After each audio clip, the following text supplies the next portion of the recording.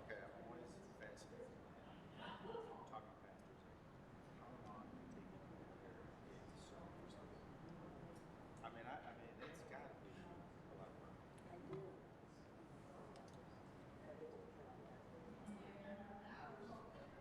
So, you know, I didn't know that Kalamazoo College was a 4-year school. I knew that Western was. I didn't know. So it must be private. Yes. I think it was originally open to So, Okay. and that's what they have affiliation. and then college kids, it's just top. So do they have dorms and everything too? Where is it? Where is it located? So when you're going on West Main, you know where the Tulsa Woods are? Mm-hmm. That's K College. That's K College. Okay. What's the enrollment like? I don't know. Okay. Well, I'm assuming Western's a lot bigger. Definitely. Yeah. So yeah.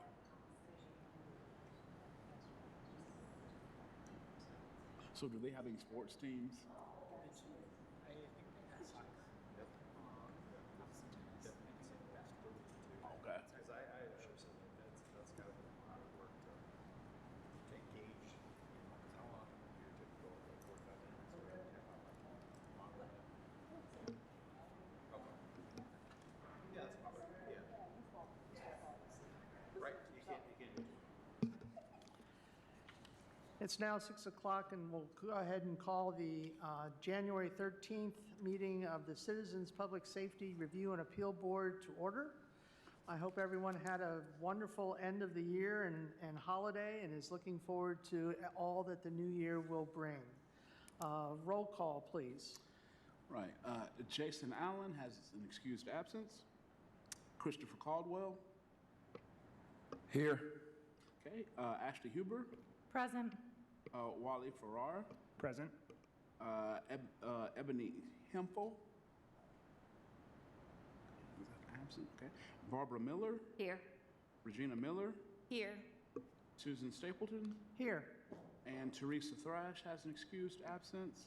And Tamara Sturdivant. Here. All right. So thank you for being here tonight in person as well as the city's live streaming platforms. Public comments will be accepted during the times as indicated on today's meeting agenda. Community members that wish to provide public comments over the phone can call 888-382-9556 during the citizen comments period. They will enter the queue and will be prompted to offer their comments in turn. Thank you. At this point, I'd like a motion to adopt the minutes of December 9th. So moved. Second? Second. Second. All those in favor? Aye. Aye. Opposed? Thank you. Now we're going to hear from the Office of Professional Standards.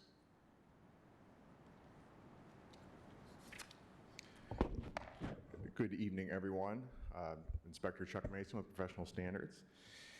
You have before you the there's still a couple PCRs outstanding that are in review, one open, but you have before you the overall PCR numbers for 2025. As the chief reviews those outstanding ones that are under his review and then the last open investigation, those will be reflected in the Professional Standards annual report, which will probably be out at the end of the first quarter of this year. So does anyone have any questions on the 2025 stats? Just I noticed one that's still open from September. Yes. Seems a little lengthy. It's lengthy. It was a more complex complaint, and there were a couple of internal things that got in the way, but it's being worked on. And Great. hopefully by the next meeting, we'll have it wrapped up. Perfect, thank you. Okay. There are no questions on it. I'm going to have Chief Boysen and perhaps Chief Green, but just Chief Boysen step up, and he's going to give you an update on the 2025 crime stats. Thank you. All right, thank you, Inspector Mason, and Again, thank you for allowing me to be a guest at the meeting here. And my name is David Boysen. I think I met everyone. There's a couple new faces on the board, so welcome. And then thanks for reminding me. Apparently, I have 2 files on my desk that I need to review. So they're on my to-do file, and I'll make sure I get on those. So, but yeah, I'm really happy to share with the board kind of a 2025 year-end review. We're really excited at Public Safety, and I think there's a lot of excitement in the community about some of the really good work that's been going on in the community. And we've worked really hard. One of the things I've always said is that our #1 job at Kalamazoo Public Safety is to keep the community safe. And we can do all the great things in the world, outreach and programs, but if our community is not safe, at the end of the day, we can't build legitimacy and trust. So it's really important for us to be effective at our core mission, which is keep the community safe. And I'm really happy to report our 2025 crime statistics because I'm calling them really, and they are historic drops in crime, both property crime and violent crime. In fact, we're at 10-year lows in violent crime and property crime, which is significant, and we've seen steady declines, particularly over the last 5 years. So I'm going to get into that. But I just want to qualify that and saying that's not all just us. Yes, the men and women in public safety have worked extremely hard to make this happen, but it's our community partners working alongside of us that has really helped make this possible. And so we have a lot of great things behind the scenes that we work hand in hand with our community. So Chief Green, if you want to start the next slide here. So again, I really want to touch on the great success in our strategies and our reduction in crime, but we're doing that through the better use and effective use of technology, community engagement, and really the focused approach and that balance between outreach and enforcement, which is the key. We're going to continue to invest in our community partnerships and our personnel, especially officer wellness. And as you guys hopefully know, we're committed to transparency and openness. That's why we're very accessible to our community, and we really host regular meetings with our community to make sure we maintain those relationships. If you go to the next one. So this is, I don't know if you've seen this, but this was released on our YouTube. Have you all seen this? Okay, oh good. I'm not going to subject all of you to this again, but some of it'll be the first time. But this is on our Facebook page, YouTube, and I shared this today at a downtown town hall meeting. I really want to get the word out in the community about some of these numbers because I think it's exciting. And we also know at public safety that sometimes perception doesn't always keep pace with reality, and we want to try to change that perception narrative about Kalamazoo. So with that, Chief Green, can you take it away and play the video?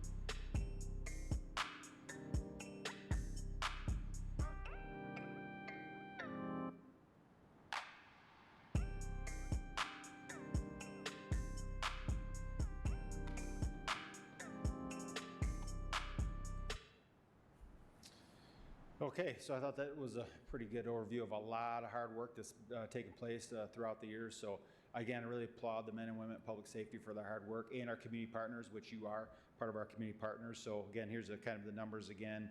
But I think is what's significant is, this is steady decreases year over year. So this is not, and I tell my staff, I'm meeting with all my staff, this is not luck or a fluke. This is sustained efforts and a strategy that is working. So really happy with that. You can go to the next one.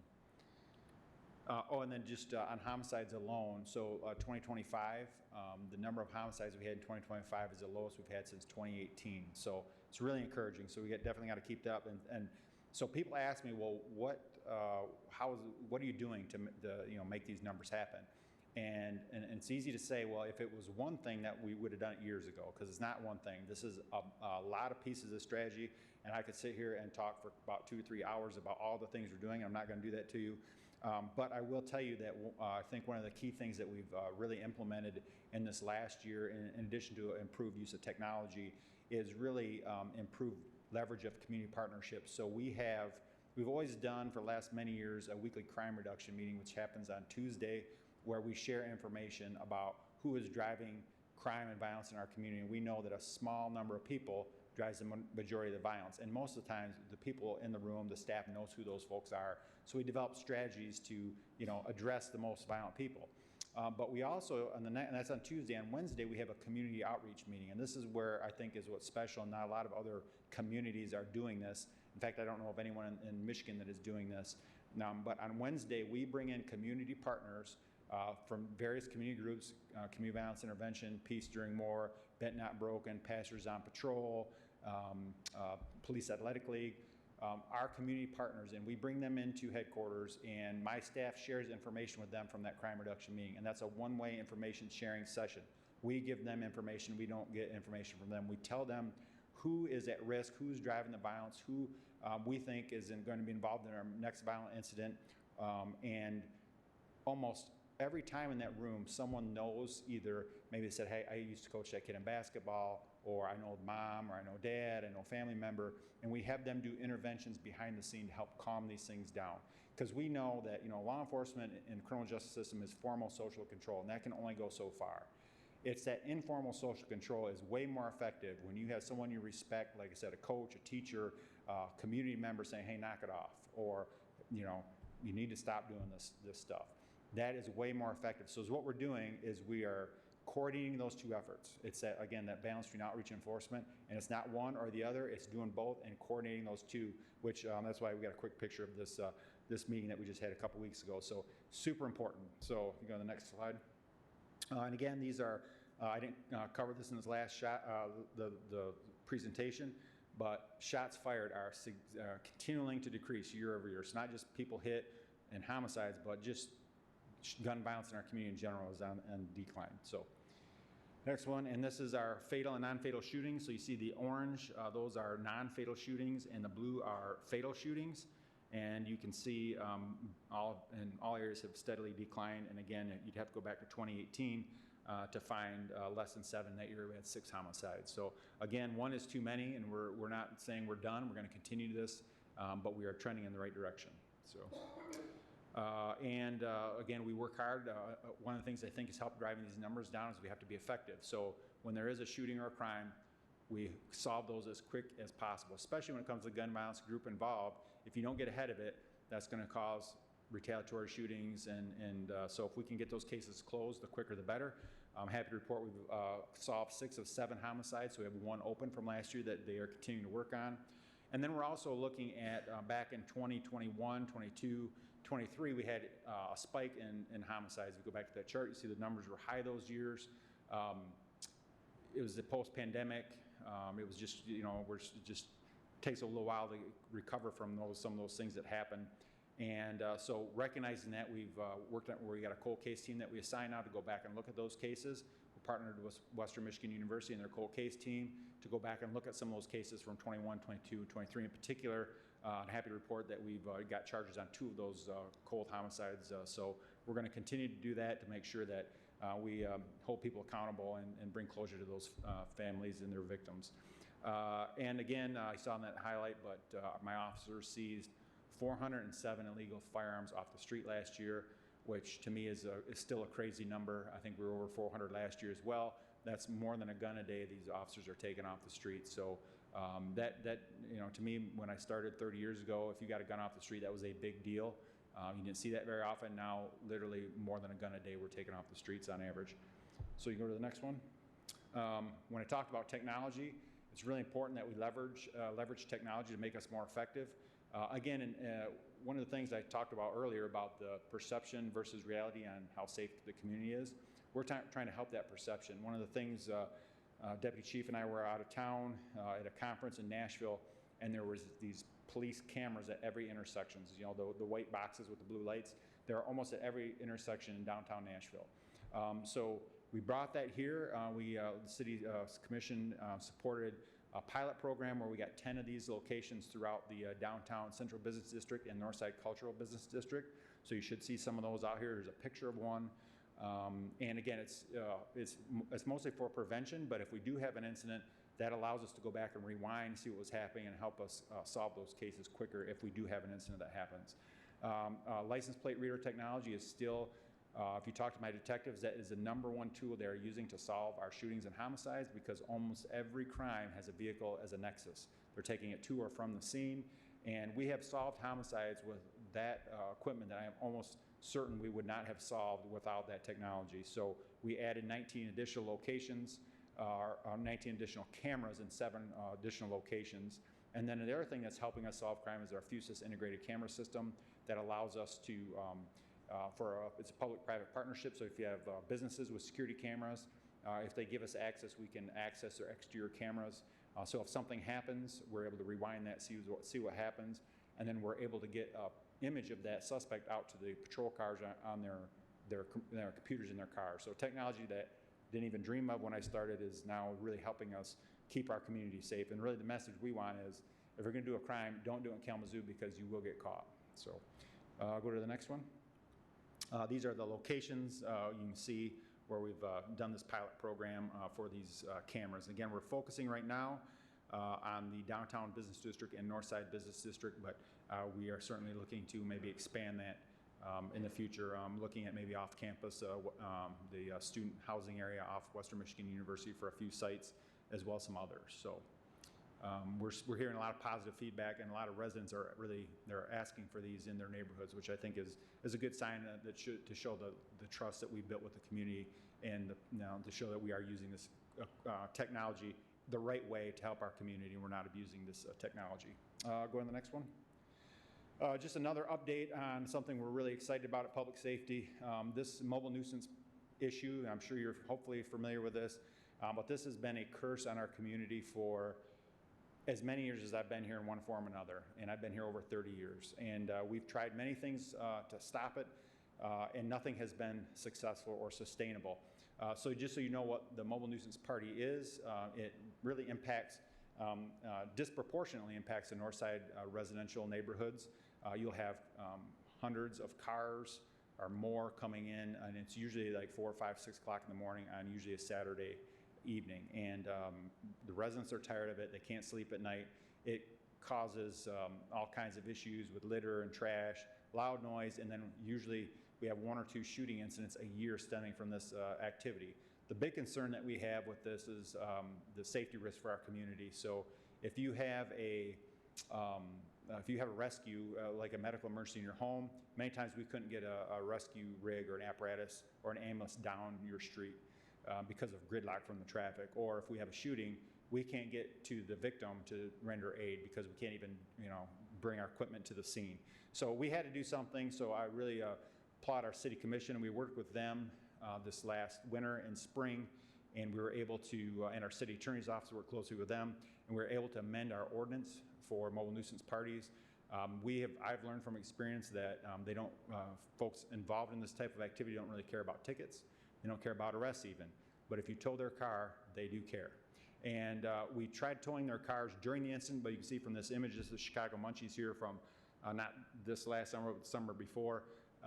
They know there's hundreds of cars and we might tow 1 or 2 and then the rest will drive off. So it's, it wasn't that much of a deterrent. with this new ordinance that allows us to, if we identify your car in this, we use our real-time crime center to look at the data from the cameras and the officer's body cameras, and we identify cars that are involved. They get a warning letter from me that says, your car's been identified as participating in this activity. This is your warning. If you are involved, if your vehicle is involved in this again, we will impound it, and we impound it at our convenience. We don't have to do it the night of. We can do it on Monday, Tuesday afternoon, whenever it might be. And so if you go to the next slide there, Chief Green. So this first year, since we had the ordinance, and again, April 25th through October 29th, that is the prime mobile nuisance activity, spring and summer and early fall. We delivered 1,104 warning letters, most of those in person, many by certified mail, because a lot of folks are from out of town, which I'll cover here in a second. And I was really pleased to see that of the 1,104 letters that we sent out, we only had to tow 58 cars. So most people took the warning and listened. Some did not. Of that 58, we had to tow a few more than once because they were really dedicated to the mobile nuisance parties and didn't want to give it up. So I'm really happy to say that's working. If you go to the next slide, Chief Green, I think we got the map on there. Yes, so again, we use data to make us more effective in everything we do. And if you look at those blue dots on your map of Michigan here, every one of those blue dots represent a car that was involved in nuisance activity. So as you can see, over half of the cars involved aren't even from the city of Kalamazoo. So they're coming into our city, coming into our neighborhoods, causing chaos and tearing up our towns, interrupting people's sleep, and then they leave and go back home. No more, because I don't care where you live, you're going to get a letter, and I don't care who's driving your car. We don't. Again, this is towards the vehicle, not the person driving it. We're towing the car. So again, this has been a big win, and we've really seen a lot of success with this. And I've had folks in the community tell me for the first time they're able to get sleep at night in their homes on a Saturday night, which I think is all I need to hear. That so we're going to keep doing this.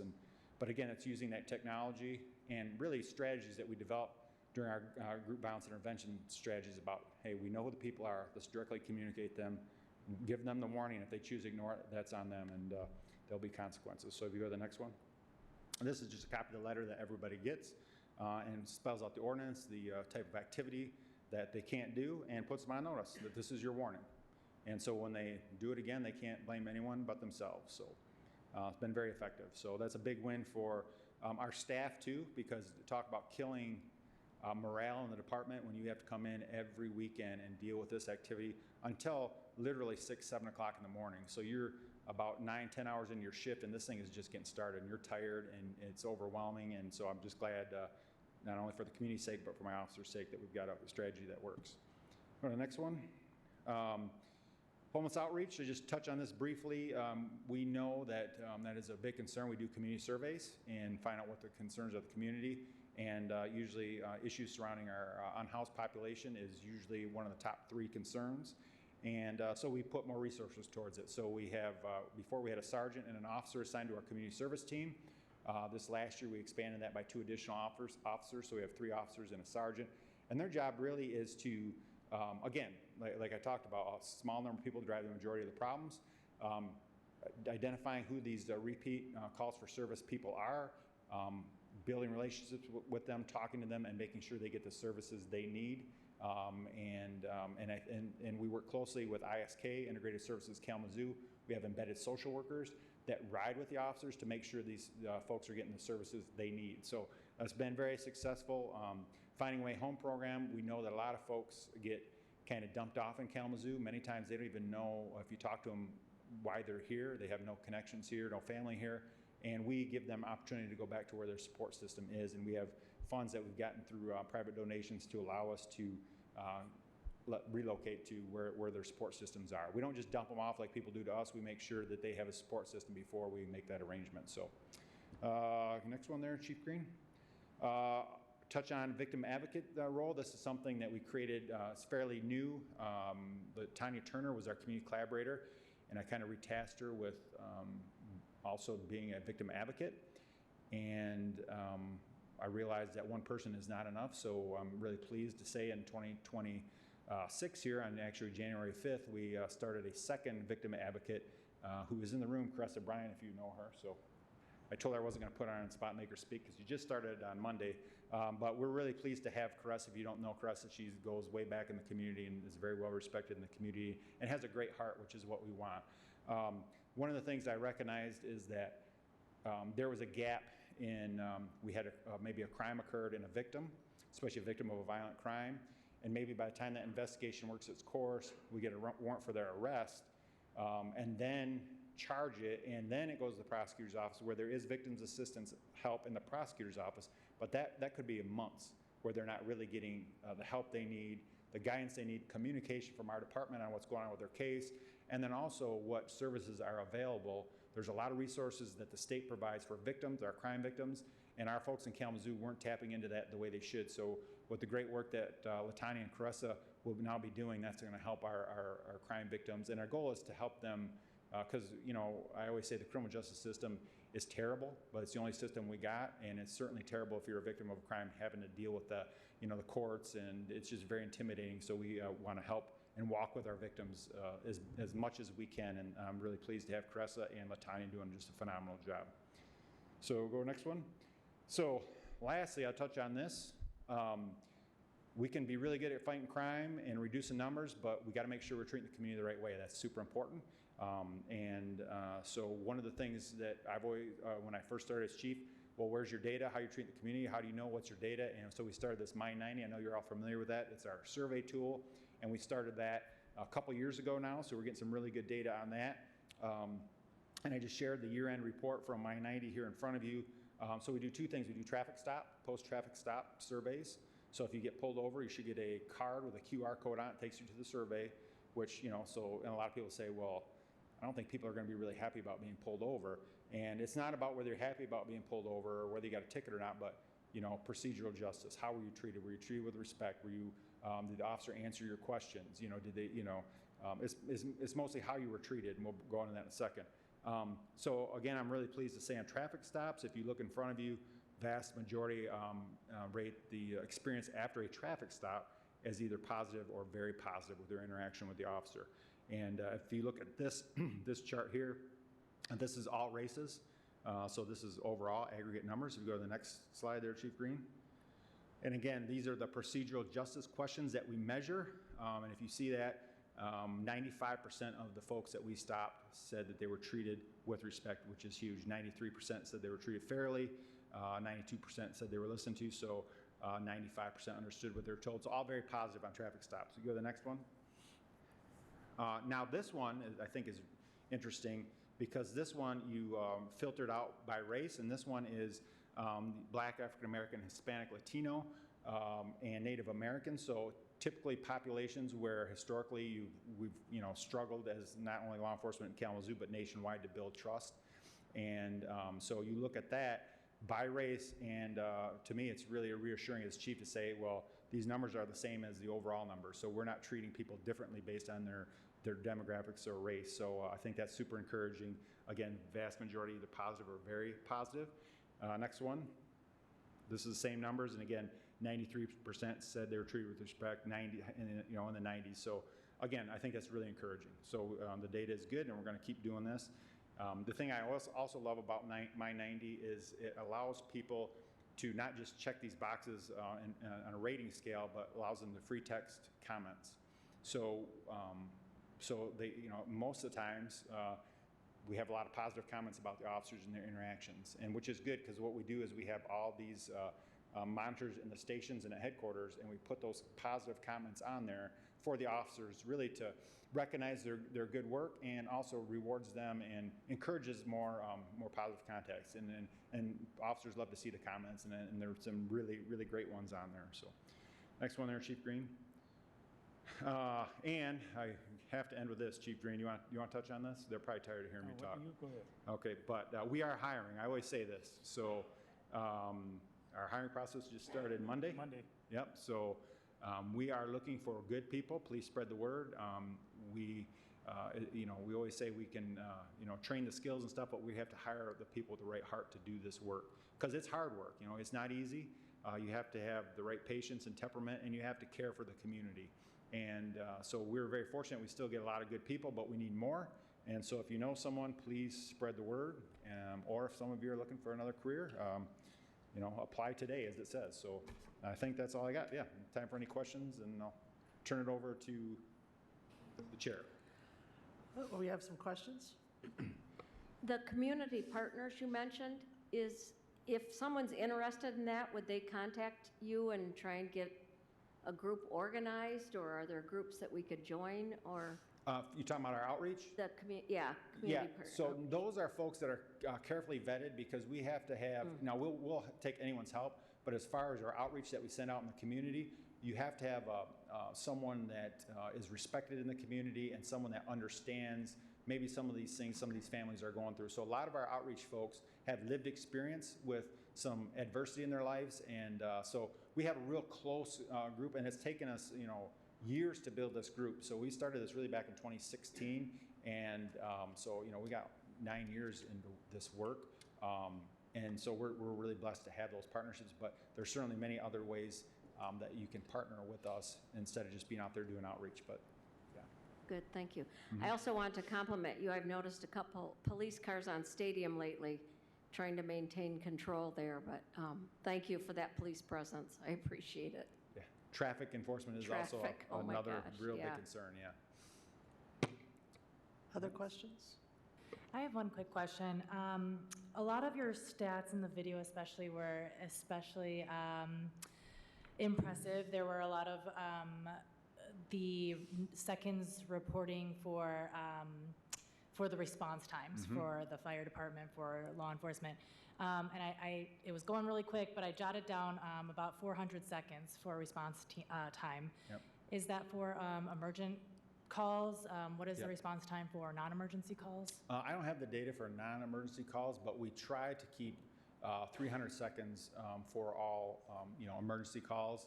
And so I can get that data, but I don't know what that is. But we really hammer on response time, not just in progress calls, but all calls. And it can be a little bit longer, especially as what dispatch has to do is prioritize calls. So if we are dealing with a lot of in progress calls, whether it's accidents, rescues, crimes in progress, and you call because someone destroyed your mailbox, those calls probably will take longer if we're stacking calls. So that can kind of be a case-by-case basis. Thank you. Yeah. Again, I think very impressive. Keep up the good work. One of the things I noted that you didn't talk about, in particular in the technology area, was the drones. Oh, yeah. Well, because I was trying to be brief, but drones is a big part of that as well.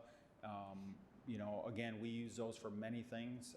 We just had an autistic child that walked away from the house down in Millwood, and we were able to use drones to help with that. But also, it's much safer for us if we have a suspect that flees on foot, especially at night. That's always kind of a dangerous thing, foot pursuits, especially in the night, in the darkness. And so we're able to set a perimeter and then put up a drone and locate the person and be able to coordinate the response to them. So it's just much safer. And we've had a lot of success with that, and I'm just really, I think that's one of the things that's helping us, because I think people know if I break into a house and someone calls the police, there's a good chance I'm going to get caught, which is why I in particular look at breaking and enterings. I think we're down over 50% over 5 years, which is huge. So. Just piggybacking off of what Chief Boysen just said, last Friday I got to go on a ride along with KDPS when there was the shooting over in Township, unfortunately led to a homicide. And KDPS launched a drone, I believe it was your agency, and county had a dog out, and they caught the guy within, I think, 20 or 25 minutes that night, and got to be kind of a first-hand witness to the quick response times that the new technology can lead to. So kudos there. And thank you for being out there riding along. And I do think that's the key, right? So if you commit a crime and you get caught within an hour or two, you're going to think twice, right, if you do it again. And I think we want that word to get out that, we're going to do everything we can to get you in custody as soon as possible if you do something, that you shouldn't do. Have you ever compared your statistics to other cities, perhaps in the Midwest, that are of comparable size, population-wise, demographics, and so forth, just to see how we might stack up to others? Yes. So actually, I just looked at that and looked at cities in Michigan, all cities in Michigan, to see where we stack up. Now, and I can tell you, you got to use caution when you look at those numbers because they can be very skewed. In fact, if you look at, and those are based off the uniform crime reports that we provide to the state police and then through them the FBI, because, and they actually warn you right there that you really shouldn't compare city to cities because not everyone reports things the same way. And a perfect example, in Kalamazoo Public Safety, because I think there are some departments that underreport. I can tell you, I do believe, and I've thought this for a long time, I think in Kalamazoo sometimes we have a tendency to over-report. And I can tell you why is because we are a public safety model. We put more officers on the street that would be sitting in a fire station in most cities. And so in Kalamazoo, when you call the police to say, like, someone smashed my mailbox, we're going to send an officer every time, okay? Some departments won't even respond to calls like that. So, so I think there are some cities that people just don't report crimes because they just know that nothing's going to happen. Where in Kalamazoo, I think people are comfortable calling us reporting crimes. So that, I think, can skew your numbers. But I looked at the 2024 numbers. That's the most recent data we have. And I think Kalamazoo was 11th in violent crime and 20-something in property crime. Again, that's not necessarily apples to apples, but it gives you an idea. But I think especially with our 2025 numbers, we're going to continue to drop even further down that list, which I'm real pleased to see. But so it kind of gives you an idea. Yeah. Well, I know one of the things I talked a lot to citizens about, and I think it's a point of pride in terms of the transparency page, right? Yeah. Our statistics are out there. You can find a lot of information about what's going on, and I think that's just, if nothing else, I think it also helps to build trust because they see what's happening and where it's happening. And so I congratulate you on having that page and having it, reflecting the most accurate information and data that's out there. Yeah, thanks. And we update that. Crimes, calls for service, it gets updated daily, so I don't think there's too many other places that, a lot of times you're looking at old data, but we make sure our stuff is kept up to date. And so we got great crime analyst, Spencer Bridges, that make sure that's available and possible. So, anything else? All right. Thank you, everybody. Thank you. All right. Good night.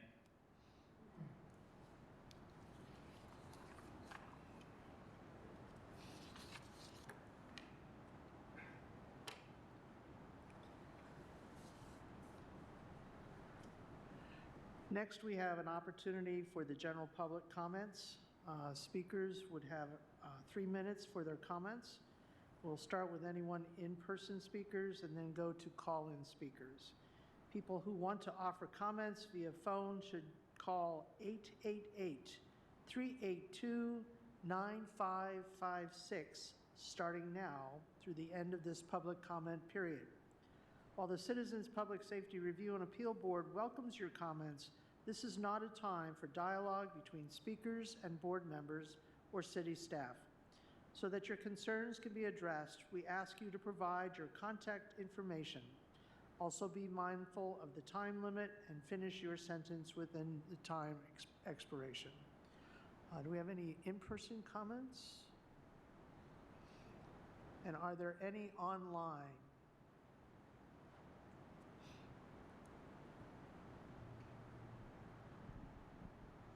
There are no calls at this time. Thank you.